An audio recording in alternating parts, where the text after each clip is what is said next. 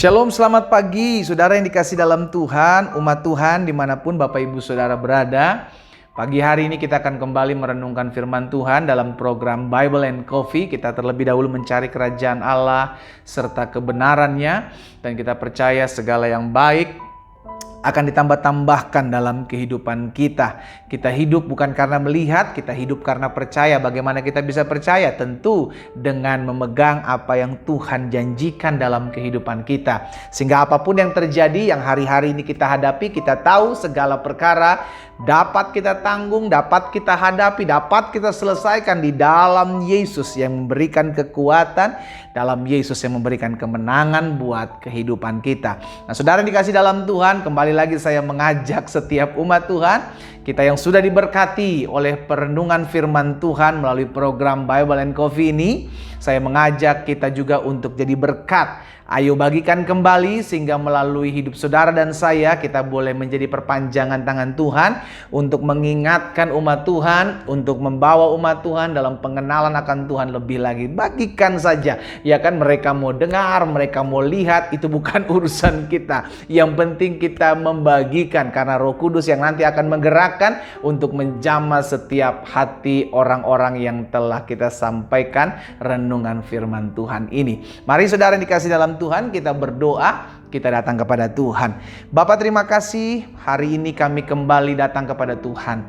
Kami mengucap syukur buat setiap kesempatan yang Tuhan berikan dalam kehidupan kami untuk terus merenungkan firman Tuhan. Karena kami tahu dasar hidup kami adalah firman Tuhan, dasar hidup kami adalah janji-janji Tuhan. Bukan berdasarkan apa yang kami lihat, apa yang kami rasakan, tapi kami hidup berdasarkan iman percaya kami kepada Kristus. Karena itu ya Bapa, sebelum kami memulai segala sesuatunya, Roh Kudus sampaikan sesuatu bagi kami, urapi kami dengan roh hikmat dan wahyu sehingga kami mengerti akan kebenaran, dan biarlah kebenaran itu yang memerdekakan hidup kami. Di dalam nama Tuhan Yesus kami berdoa dan kami bersyukur. Haleluya. Amin, amin. Saudara dikasih dalam Tuhan, ada satu hal yang saya mau sampaikan, saya mau bagikan hari ini buat setiap kita umat Tuhan, tentang seorang pahlawan yang akhir hidupnya itu tragis. Iya kan? Siapa dia? Dia adalah Saul. Siapa Saul? Seorang yang dipakai Tuhan, seorang yang diurapi Tuhan, seorang yang dipilih Tuhan untuk menjadi perpanjangan tangan Tuhan, menjadi raja pertama bagi umat Tuhan, umat Israel. Kita lihat dalam 1 Samuel pasal 31 ayatnya yang keempat, saudara. Ini tragis sekali akhir hidup Saul ya. Lalu berkatalah Saul kepada pembawa senjatanya, "Hunuslah pedangmu dan tikamlah aku, supaya jangan datang orang-orang yang tidak bersunat ini menikam aku dan memperlakukan aku dengan sebagai permainan." Tetapi pembawa senjatanya tidak mau, karena ia sangat segan. Kemudian Saul mengambil pedang itu dan menjatuhkan dirinya ke atasnya. Akhir hidup Saul mati bunuh diri. Iya kan? Dia mengambil keputusan untuk bunuh diri. Saudara dikasih dalam Tuhan. Nah, siapa Saul? Kita tahu bersama Saul adalah raja pertama orang Israel. Ia Alkitab catat sebagai seorang yang tinggi, gagah, tampan, ya kan, jagoan lah saudara, ya kan. Dia setelah menjabat jadi raja, ia tidak menjadi seorang raja yang berpangku tangan, yang hanya diam dalam kerajaannya. No, dia terjun berperang. Tugas akhirnya juga sebagai raja, ia memimpin perang. Ia bukan raja yang malas-malasan. Ia bukan raja yang hanya tinggal dalam kerajaannya, namun dia ambisius, dia tidak gampang menyerah. Namun tahukah saudara, awal dan akhir karir Raja Saul itu berbeda jauh. Saya ulangi sekali lagi. Awal dan akhir karir Raja Saul itu berbeda jauh. Di awal karir Saul, ia disertai Tuhan. Dalam penyertaan Tuhan, Roh Allah memimpin hidupnya. Tapi di akhir hidup Saul, ia ditinggalkan Tuhan. Di awal hidup Saul, Saul menyaksikan kekuasaan Tuhan dalam hidupnya. Tapi di akhir hidup Saul, ia melupakan Tuhan dan ia memilih untuk bunuh diri. Tahukah saudara, tindakan Saul untuk bunuh diri itu adalah permulaan atau akhir daripada pengeroposan rohani yang sudah lama berlangsung. Kenapa saya katakan pengeroposan rohani? Karena hubungannya dengan Tuhan semakin jauh. Ini terlihat dari sikapnya, ini terlihat dari perlakuannya, ini terlihat dari setiap hal yang dia buat ketika dia mulai mengambil sebuah keputusan yang salah. Sebuah keputusan yang salah. Akhirnya pengeroposan rohani terus berlangsung dan puncaknya adalah Daud ambil keputusan untuk bunuh diri. Nah, hati-hati dengan pengeroposan rohani. Kenapa saya bilang pengeroposan rohani? Karena pengeroposan tidak langsung patah. Dia mulai merayap, dia mulai mengeruk pelan-pelan, mengeroposkan iman kita, mengeroposkan pengharapan kita. Sehingga akhirnya iman kita lama-lama hancur. Itu tindakan iblis, cara kerja iblis. Mencuri, membunuh, dan membinasakan. Suatu tahap demi tahap yang dia buat yang akhirnya menghancurkan hidup iman Kristen. Alkitab mencatat setelah 2 tahun menjadi raja. Dalam 1 Samuel 13, saudara, ayat yang pertama, ia mulai sombong. Dia jadi raja 2 tahun.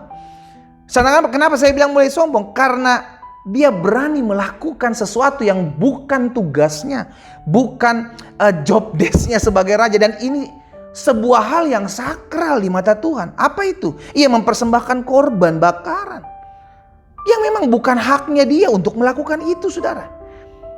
Ia nggak mau sabar. Padahal Samuel sudah tunggu untuk sabar. Tunggu aku datang.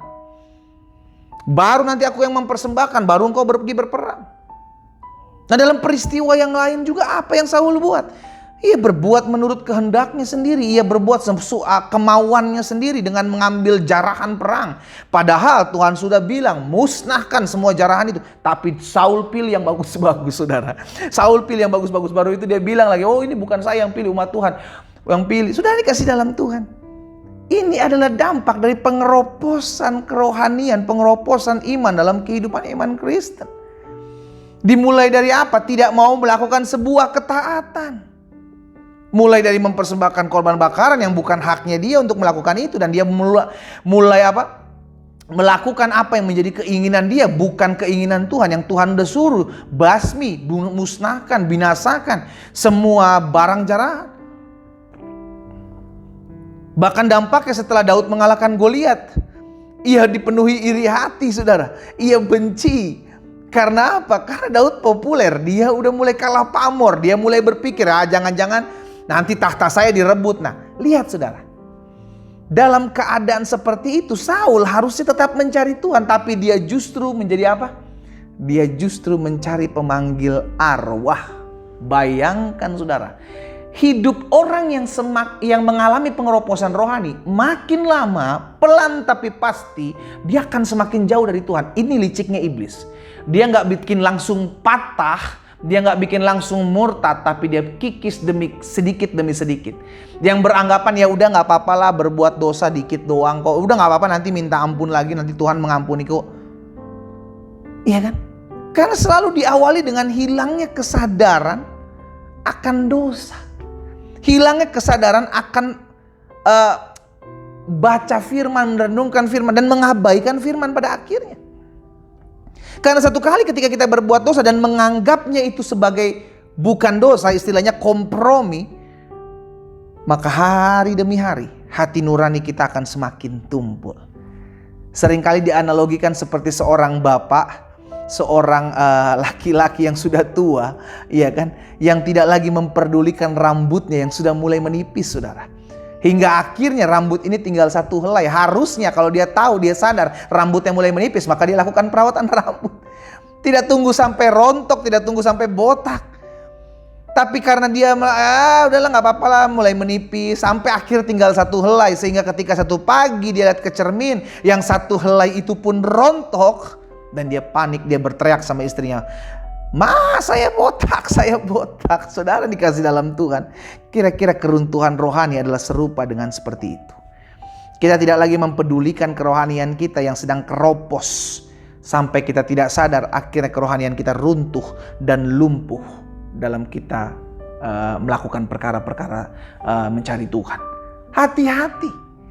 Karena itu hari ini kita diingatkan, jangan sampai kita yang sudah memulai dengan roh, Alkitab bilang kita mengakhirinya dalam daging.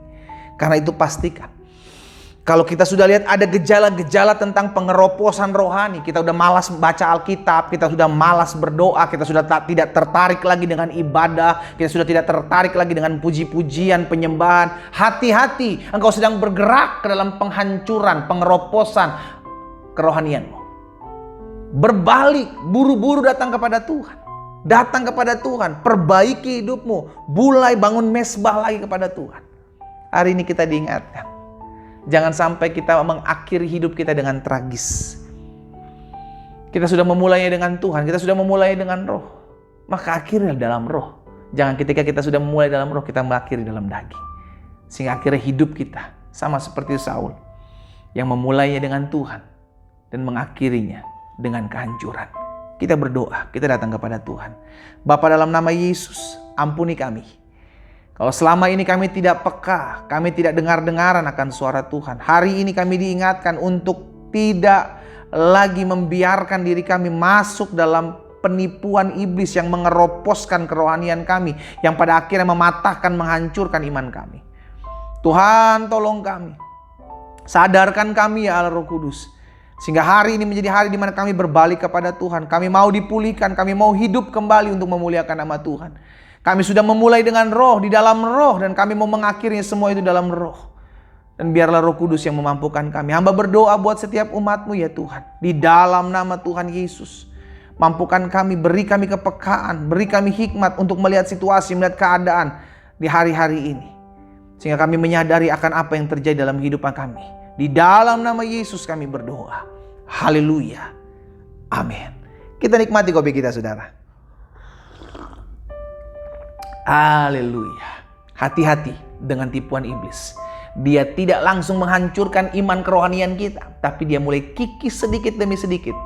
Sehingga pada akhirnya hidup kita semakin terpuruk, dan semakin hari semakin hancur. Sebelum hancur, datang berbalik kepada Tuhan. Maka Tuhan akan pulihkan hidup kita. Tuhan Yesus memberkati kita.